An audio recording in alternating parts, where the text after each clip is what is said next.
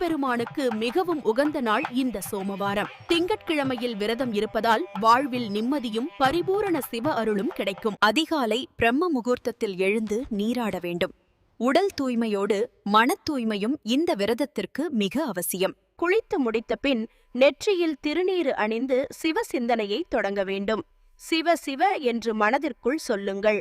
பூஜை அறையை சுத்தம் செய்து குத்துவிளக்கில் நெய் அல்லது நல்லெண்ணெய் ஊற்றி தீபம் ஏற்ற வேண்டும். இது நம் வாழ்வின் இருளை அகற்றும். கையில் நீர், பூ, அட்சதை எடுத்து இன்று முழு நாளும் சிவனுக்காக விரதம் இருப்பேன் என்று உறுதியோடு சங்கல்பம் செய்து கொள்ளுங்கள்.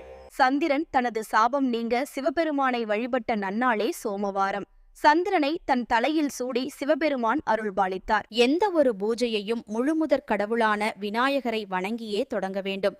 தடைகள் நீங்க அவரை மனதார வேண்டிக் கொள்ளுங்கள். வீட்டில் சிறிய சிவலிங்கம் இருந்தால் அதற்கு அபிஷேகம் செய்யலாம். முதலில் சுத்தமான நீரால் லிங்கத்தை கழுவி தயார் செய்ய வேண்டும். பால், தயிர், தேன், நெய், சந்தனம் உள்ளிட்ட புனித பொருட்களைக் கொண்டு சிவபெருமானுக்கு அபிஷேகம் செய்ய வேண்டும். தூய பசும்பாலால் சிவனுக்கு அபிஷேகம் செய்வது நீண்ட ஆயுளையும் நோயற்ற வாழ்வையும் மன தூய்மையும் நமக்கு அளிக்கும். தயிர் கொண்டு அபிஷேகம் செய்வது நல்ல மக்கட்பேரும் கடும்பத்தில் மகிழ்ச்சியும் ஒற்றுமையும் உண்டாகும் என்பது ஐதீகம். பசுநெய்யால் அபிஷேகம் செய்வது பிறவிப் பிணியை அறுத்து மோட்சத்தை அளிப்பதோடு ஆன்ம பலத்தையும் தரும். தேனாபிஷேகம் இனிமையான குரல் வளத்தையும் வாழ்வில் இருக்கும் கசப்புகளை நீக்கி இனிமையை சேர்க்கும். கரும்புச்சாறு அல்லது சர்க்கரையால் அபிஷேகம் செய்வது எதிரிகள் தொல்லையை நீக்கி உடல் ஆரோக்கியத்தை மேம்படுத்தும். 5 சுவைகள் கொண்ட பஞ்சாமிர்த அபிஷேகம் சகல செல்வங்களையும் வெற்றியையும் வாரி வழங்கும் சக்தி வாய்ந்தது. எலுமிச்சை சாறு கொண்டு அபிஷேகம் செய்வது யமபயத்தை நீக்கி தைரியத்தையும் நீண்ட ஆயுளையும் வழங்கும். இளநீர் அபிஷேகம் குடும்பத்தில் மகிழ்ச்சி, மனநிறைவு மற்றும் ஆனந்தமான வாழ்க்கையை தருகிறது. சந்தன காப்பு சாற்றுவது சிவபெருமானின் மனதை குளிர்வித்து லட்சுமி கடாட்சத்தை நம் இல்லத்திற்கு கொண்டு வரும். திருநீறு பூசி வழிபடுவது நம் ஆணவ மலத்தை அழித்து சிவஞானத்தை அடையவும் பாவங்களை போக்கவும் வழிவகுக்கும். பன்னீர் அபிஷேகம் மனதிற்கு அமைதியையும் வாழ்க்கையில் மகிழ்ச்சியான நறுமணத்தையும் பரப்பும். கார்த்திகை சோமவாரங்களில் 108 சங்கு அபிஷேகம் மிகவும் விசேஷம். சங்கு தீர்த்தம் கங்கை நீருக்கு சமமான புனிதத்தன்மை வாய்ந்தது. சங்கில் நிரப்பப்பட்ட புனித நீரால் அபிஷேகம் செய்தால் தீராத வியாதிகள் நீங்கி உடல் நலம் பெறும். அபிஷேகங்கள் முடிந்த பின் தூய வஸ்திரத்தால் இறைவனை துடைத்து அலங்காரத்திற்கு தயார் செய்ய வேண்டும். அபிஷேகத்திற்கு பின் இறைவனுக்கு அழகிய பட்டாடைகள் மற்றும் ஆபரணங்களால் ராஜ அலங்காரம் செய்ய வேண்டும். சிவபூஜையில் வில்வ இலை மிக முக்கியமானது. ஒவ்வொரு இலையாக எடுத்து ஓம் நமசிவாயவ சொல்லி அர்ச்சனை செய்யுங்கள். வெண்மையான தும்பை மலர்கள் சிவனுக்கு உகந்தவை. இது எளிமையையும் நம் மனதின் தூய்மையையும் குறிக்கிறது. எருக்கம்பூ மாலை அணிவித்து வணங்குவது சூரிய தோஷங்களை நீக்கி நீண்ட ஆயுளையும் உடல் ஆரோக்கியத்தையும் தரும். நாகலிங்க பூவை கொண்டு அர்ச்சிப்பது நாக தோஷங்களை போக்கி நல்ல சந்ததி விருத்தியை அளிக்கும். சாம்பிராணி அல்லது ஊதுவத்தி காட்டி நறுமணம் பரவச் செய்யுங்கள். இது மனதை ஒருமுகப்படுத்த உதவும்.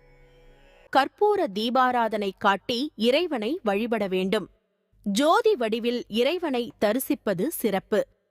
தூய்மையான முறையில் சமைக்கப்பட்ட சர்க்கரை பொங்கல் மற்றும் பழங்களை இறைவனுக்கு நிவேதனமாக படைக்க வேண்டும்.